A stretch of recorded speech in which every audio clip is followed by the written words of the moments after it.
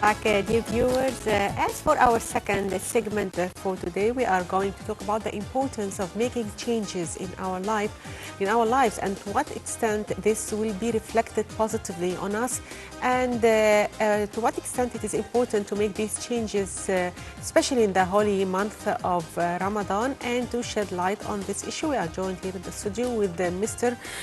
Mohamed Tarek, personal development speaker. Good morning. Morning. Good morning, Mr. Tarek. Morning. Mr. Tarek, to what extent at a certain point of life we should stop and evaluate our lives and yet do some changes?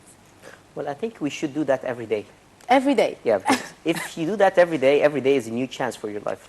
Many people are not happy about where they are in their life right now. They're not happy about their work, their relationships, Yes. their health. And you can do something about it.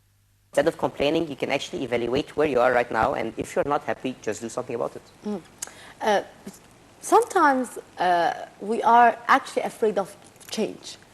Sometimes I'm at a certain point of my life that I'm not happy, I'm not satisfied yet. I'm afraid of doing any change because life might be worse, and after that I would regret what I've done. So how can I take a decision here? Yeah, so that's what we call the comfort zone.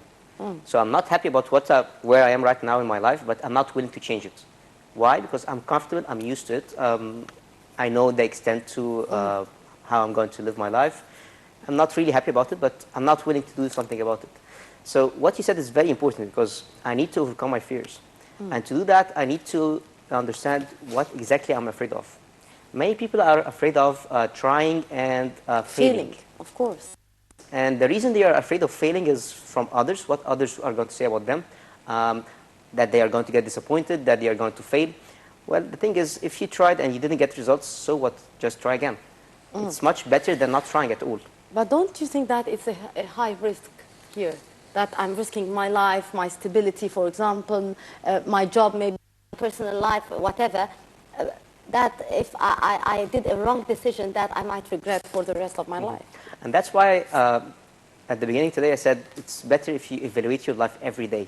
And if you evaluate your life every day, then you need to do small changes. I don't need to do huge changes. If I make small changes, the risk is smaller. And yet, you're right. Sometimes I could make big change, and it's very risky and could make very big problems for me.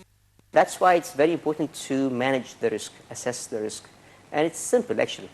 One of the things we tell people to do is ask yourself, what's the best case scenario and what's the worst case scenario? So I have two scenarios, the best case and the worst case.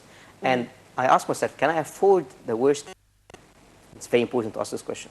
Let's say I'm going to invest my money, or I'm going to do something that I might lose my job. Can I afford the worst case scenario?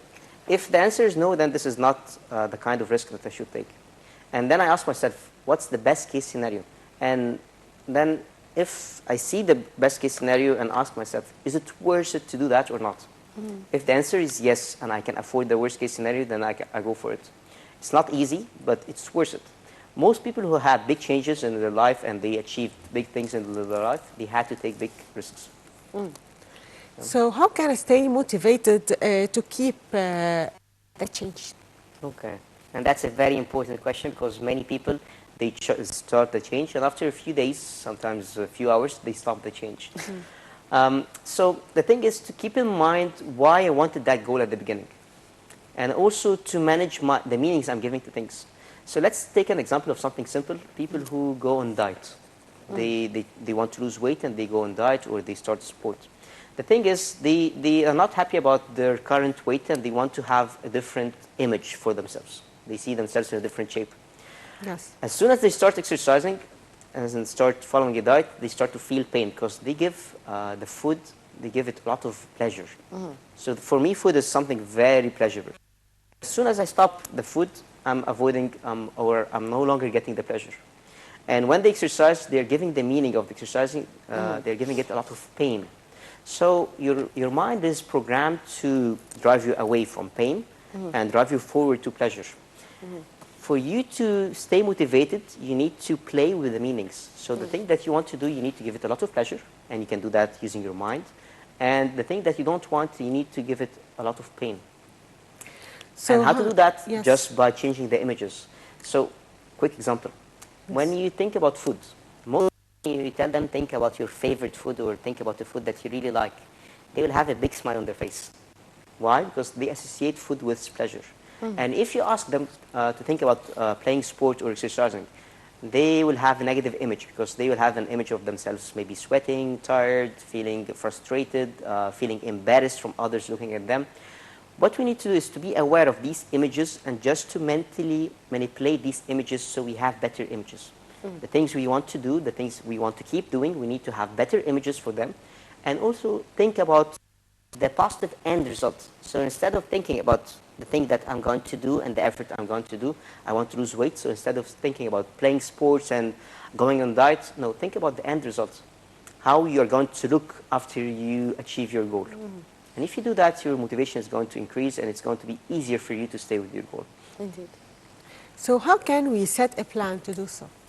Okay, so the first thing is I need to define where I am right now and where I want to go. So let's stick to the example we're talking about, losing weight. The first thing I need to do is I need to measure myself and know exactly where I am right now. Then I need to decide where I want to go. So let's say this is my weight and this is the weight I want to go there. The first step to do is to find an expert. Search for an expert. The expert doesn't need to be a real expert. It could be someone around you, someone, a friend or a colleague who did the same results you want to do. Someone I know who achieved the results I want to do. And that's just go and interview them. So how did you do that? How were you able to lose weight? Or maybe go to a doctor, go to a nutritionist. So seek the advice of someone expert in that field. Get their advice and start setting small steps to follow the plan to achieve that. So most people, what they do is they set big goals and they put big plan that's hard to achieve. What we recommend is put small steps. So I want to achieve this goal, divide it into simple steps and start taking small steps to get there.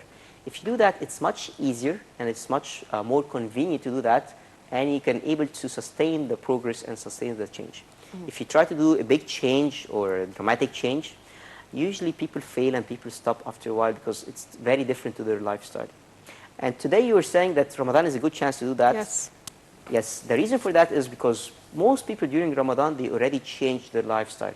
They dramatically changed their lifestyle. But how do you read that, Dr. Tarek? Because as we are in the holy month, during the holy month of Ramadan, we do witness some changes in the lives of people, and yet by the day of Eid, We go back.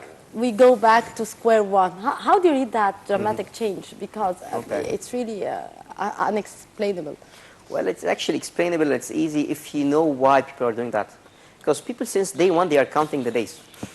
And they're saying, I'm going to do this change for 30 days, and 29 days, 28 days. So they don't have the intention from the beginning to sustain the change. And that's very important. If I'm doing something and I have it in mind that this is temporary and after a certain time I'm going to go back, then I'm not changing. I'm actually forcing myself to adapt to certain situation or certain things that are forced upon me to do during Ramadan, and after to go back. That's exactly like someone who's doing a diet and he's strictly on a diet, and after like a month he goes back to his normal eating and he goes back to his normal body. So the first thing you need to do is to have the intention that as soon as I start this, I'm going to keep it. And that's why I was telling you, do small changes. If you do small changes, it's easier to sustain. But if you do dramatic changes, you're not used to it, and you're actually, your unconscious mind is fighting and resisting the change. Indeed. Mr. Mohamed Tarek, personal development speaker, it was a pleasure to have you with us, and unfortunately we did reach the end of our program for today. Thank you very much, and have a lovely morning. And that, our dear viewers, would bring us to the end of our episode for today.